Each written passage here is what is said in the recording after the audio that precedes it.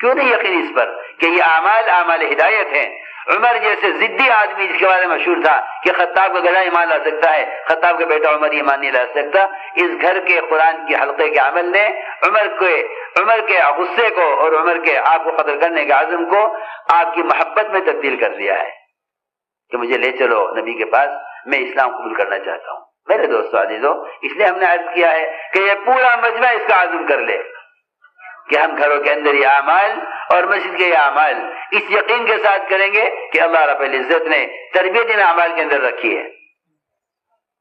حضور اکرم صلی اللہ علیہ وسلم کا معمول تھا آپ نئے آنے والوں کو اس ماحول میں رکھا کر۔ ہر مرکز کا یہ اصول ہے، ہر مرکز کے لیے یہ ضروری اور لازم ہے کہ روانگی سے پہلے منتخب احادیث سے تعلیم کرائی جائے، جس میں اللہ کے راستے میں پیدل چلنے کے، خدمت کے، اللہ کے راستے میں نکل کر عبادت اور دعوت دینے کے فضائل مجمع کے سامنے آئے۔ لیکن ساتھیوں کا شاید بھول گئے، روانگی سے پہلے تعلیم منتخب کی ہونی تھی، ساتھیوں کو شاید یاد نہ رہا، لیکن ہم اس کا اہتمام کریں۔ چھوٹے سے بھی ہمارا کیوں نہیں یقین کام کرنے والوں کو اس پر، کیوں نہیں یقین اس پر کہ یہ اعمال ہدایت ہیں؟ عمر جیسے ضدی آدمی جس کے بارے میں مشہور تھا کہ خطاب کا گلا ایمان لا سکتا ہے، خطاب کا بیٹا عمر ایمان نہیں لا سکتا، اس گھر کے قرآن کے حلقے کے عمل نے عمر کے غصے کو اور عمر کے آپ کو قتل کرنے کے عزم کو آپ کی محبت میں تبدیل کر دیا ہے کہ مجھے لے چلو نبی کے پاس، میں اسلام قبول کرنا چاہتا ہوں۔ میرے دوستو عزیزو، اس لیے ہم نے عرض کیا ہے کہ یہ پورا مجمع اس کا عزم کر لے کہ ہم گھروں کے اندر یہ اعمال اور مسجد کے یہ اعمال اس یقین کے ساتھ کریں گے کہ اللہ رب العزت نے تربیت ان اعمال کے اندر رکھی ہے۔ حضور اکرم صلی اللہ علیہ وسلم کا معمول تھا آپ نئے آنے والوں کو اس ماحول میں رکھا کرتے، حضرت فرماتے تھے مسجد میں اعمال میں جڑ کر بیٹھنا یہ فرشتوں کے پروں میں رہنا ہے۔ فرماتے تھے کہ یہاں رہنے سے دلوں میں اس طرح ہدایت کا نور اترے گا جس طرح مرغی کے پروں میں انڈوں کے رہنے سے انڈوں میں حیات پیدا ہو جاتی ہے۔ حضرت کا بیان ہے کہ مسجد میں ایمان کے حلقوں میں اور مسجد میں تعلیم کے حلقوں میں لا کر جوڑو لوگوں کو، اس لیے کہ جس طرح فرشتوں کے پروں سے، جس طرح مرغی کے پروں سے انڈوں میں حیات آتی ہے، اس طرح فرشتوں کے پروں سے ہمارے اندر ہدایت کا نور اترے گا، ہمارے اندر اطاعت کا مادہ پیدا ہوگا اور ہمارے اندر اطاعت کی استعداد پیدا ہوگی۔ یہ اصل مقصد ہے ان گشتوں کا، ان ملاقاتوں کا، کہ لوگوں کو دعوت دے کر اجتماعی عمل میں لا کر شریک کرو۔ یہ میں نے عرض کیا پہلی صفت ایمان، کلمہ لا الہ الا اللہ۔ اس کا اخلاص یہ ہے کہ مومن کو حرام سے روک دے۔ روکنے کا مطلب یہ ہے کہ مومن کے اندر حرام سے رکنے کی استعداد پیدا ہو۔ لوگ کہتے ہیں کہ جن تو ایمان کلمے والے ہیں لیکن حرام سے نہیں رکتے، کیا کریں؟ کہ حرام سے رکنے کی جو استعداد پیدا ہوگی وہ صرف کلمہ لا الہ الا اللہ پڑھ لینے سے نہیں، بلکہ مسجد کے ماحول میں رہ کر جب اللہ کو سنیں گے اور اللہ کے تذکروں کی وجہ سے فرشتوں کا نزول ہوگا، ان فرشتوں کے صحبت میں رہنے سے ہمارے اندر منکرات کی نفرت پیدا ہوگی، معروفات کی رغبت پیدا ہوگی، حرام سے بچنے کی استعداد یہاں پیدا ہوگی۔ یہ ہے ایمان میں کمال پیدا کرنے اور ایمان سیکھنے کا اصل طریقہ۔ سمجھ گیا پورا مجمع؟ ایسے ہی کرو گے انشاءاللہ؟ مولانا صاحب فرماتے تھے میں اس کام کا نام رکھتا تو اس کا نام تحریک ایمان رکھتا۔ بس ایمان کی تکمیل کے لیے اور ایمان میں کمال پیدا کرنے کے لیے طریقہ یہی ہے۔ تبلیغ کوئی تنظیم نہیں ہے، تبلیغی جماعت کوئی جماعت نہیں ہے۔ سنو کان کھول کے سب، تبلیغی جماعت کوئی جماعت نہیں ہے۔ ہر مومن کی ضرورت ہے ایمان، ہر مومن کی ضرورت ہے ایمان۔ اس کام کو کسی جماعت یا کسی فرد کی ذات کی چیز سمجھ کر سوچنا کہ اس میں حصہ لیں یا نہ لیں، نہیں۔ ایمان ہر مومن کی ضرورت ہے۔ مسجد ہر مومن کی تربیت کی جگہ ہے، مسجد ہر مومن کی تربیت کی جگہ ہے۔ ایمان ہر مومن کی ضرورت ہے۔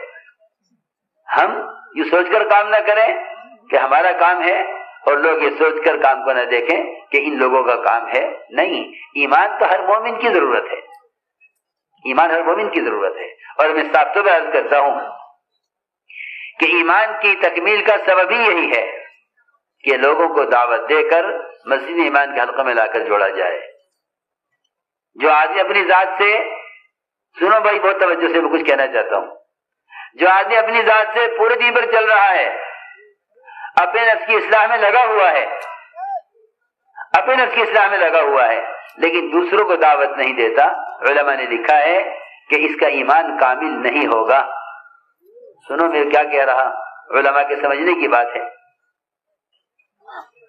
علماء کے سمجھنے کی بات ہے کہ جو آدمی اپنے نفس کی اصلاح میں لگا ہوا ہے، اپنی ذات کی درستگی میں پوری قوت لگا رہا ہے، لیکن دوسروں کو اعمال پر آمادہ نہیں کر رہا ہے، دوسروں کا نماز پر نہیں لا رہا ہے، دوسروں کا ایمان پر نہیں لا رہا ہے، اور دوسروں کو خیر پر لانے کی خود کوشش نہیں کر رہا ہے، علماء نے لکھا ہے کہ اپنی ذات کی اصلاح میں لگنا ایمان کی تکمیل کے لیے کافی نہیں ہے۔ جب تک دوسروں کو دعوت نہیں دے گا ایمان کامل نہیں ہوگا۔ سنو غور سے، جی ہاں بھائی توجہ سے بات سنو، یہ لکھا ہے علماء نے کہ جو آدمی اپنی اصلاح میں لگا ہوا ہے لیکن دوسروں کو دعوت نہیں دیتا، فرمایا علماء نے کہ اب اس کا ایمان کامل نہیں ہوگا جب تک دوسروں کو اعمال پر آمادہ نہ کرے۔ ترجمان السنہ کی دوسری جلد مولانا بدر عالم میرٹھی کی ہے، ترجمان السنہ، بہت مدلل اور بہت ہی بنیادی کتاب ہے ایمان اور عقائد کو سمجھنے کے لیے۔ اس میں لکھا ہے کہ جو شخص دوسروں کو اعمال پر آمادہ نہیں کرتا، اپنے نفس کی اصلاح میں لگا ہوا ہے، بے شک اپنی ذات سے اپنی تو فکر کر رہا ہے مگر دوسروں کو دعوت نہیں دیتا، علماء نے لکھا ہے کہ اس کا ایمان کامل نہیں ہوگا۔ ایمان کی تکمیل کے لیے، اپنے ایمان کی تکمیل کے لیے دوسروں کو معروفات پر لانا اور منکرات کے ماحول سے نکالنا، یہ محنت اور یہ کوشش بس یہی ایمان کی تکمیل کا سبب ہے۔ اسی لیے اس آیت کے ذیل میں یہ پورا واقعہ، یہ پوری بات نقل کی ہے کہ تمہارے افضل امت خیر امت ہونے کی یہ شرط یہ ہے کہ تم بھلائی کا حکم کرتے ہو۔ امام المحدثین ابو ہریرہ فرماتے تھے کہ تم لوگوں کو دعوت دے کر ان کے ماحول سے نکالتے ہو۔ سنو امام المحدثین کیا فرما رہے ہیں ابو ہریرہ رضی اللہ تعالیٰ عنہ، کہ تم لوگوں کو دعوت دے کر ان کو ان کے ماحول سے نکالتے ہو اور کسی بھی طرح کوشش کر کے اپنے ماحول میں لا کر انہیں دین سکھلاتے ہو، ان کے دل میں اسلام کی رغبت اور فرائض کی رغبت پیدا کرتے ہو، بس یہی تمہارے خیر امت ہونے کے لیے شرط ہے، ورنہ یہ امت افضل امت صرف عبادت سے امت افضل امت نہیں ہو سکتی۔ یہ کوئی غلو نہیں، یہ کوئی نئی بات نہیں، آپ ذرا آنکھ کھول کر پڑھیں امام المحدثین ابو ہریرہ کیا فرما رہے ہیں۔ یہ میں اس لیے عرض کر رہا ہوں کہ علماء کی اچھی بڑی جماعت ہمارے اس جماعت میں شرکت کرتی ہے، اور کیوں نہ کریں، کام علماء کے کرنے کا ہے۔ ان کو میں اس لیے عرض کر رہا ہوں تاکہ یہ اس سطح سے ان آیات اور ان آثار کی روشنی میں بتلائیں امت کو کہ ہاں یہ کام ہماری ضرورت ہے، یہ کام ہر ایک کی ضرورت ہے۔ یہ نہیں گشت تبلیغ والوں کا گشت ہوتا ہے، تبلیغ والے نہیں، تبلیغ والے نہیں ہیں، ایمان والے تو ساری امت ہے، صرف تبلیغ والے ایمان والے نہیں ہیں، ایمان والے تو پوری امت ایمان والی ہے، پوری امت ایمان والی ہے۔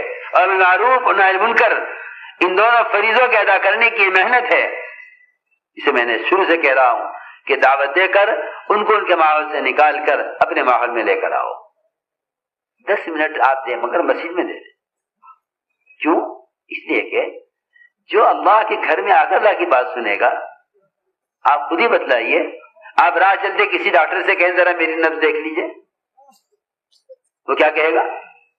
یہ نبض دیکھنے کی جگہ ہے، تو میرے کلینک میں آؤ، وہاں میرے آلات ہیں، میرا سامان ہے، میں آپ کو دیکھوں گا، سینہ دیکھوں گا، چھاتی دیکھوں گا، تمہارا بخار دیکھوں گا، میں میرے کلینک میں آؤ، یہ جگہ ڈاکٹر کو دکھلانے کی۔ آپ راجل کسی وکیل سے کہیں کہ ذرا میرا مقدمہ سن لیجئے، بولے میرا آفس میں آؤ، وہاں میں بیٹھتا ہوں۔ جی ہاں، آپ راہ چلتے کسی انجینئر سے کہ ذرا میرے گھر کا نقشہ بنا دیجیے، اتنی بڑی زمین اس پر ایک گھر بننا ہے، کہ یہ گھر بنانے کی جگہ ہے، تم میرے دفتر میں آؤ۔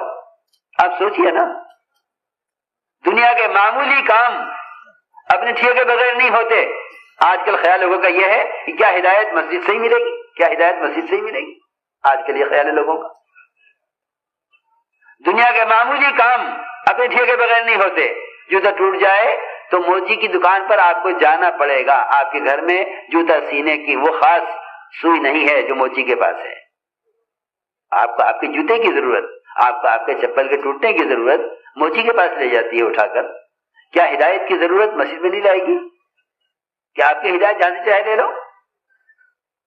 میں حیران ہوں لوگوں پر جو کہتے ہیں کہ کیوں بھائی مسجد سے ہدایت ملے گی، حالانکہ قرآن کہہ رہا ہے عسیٰ اولئک ان یکونوا من المہتدین کہ مسجد کے آباد کرنے والے ہدایت یافتہ ہوں گے.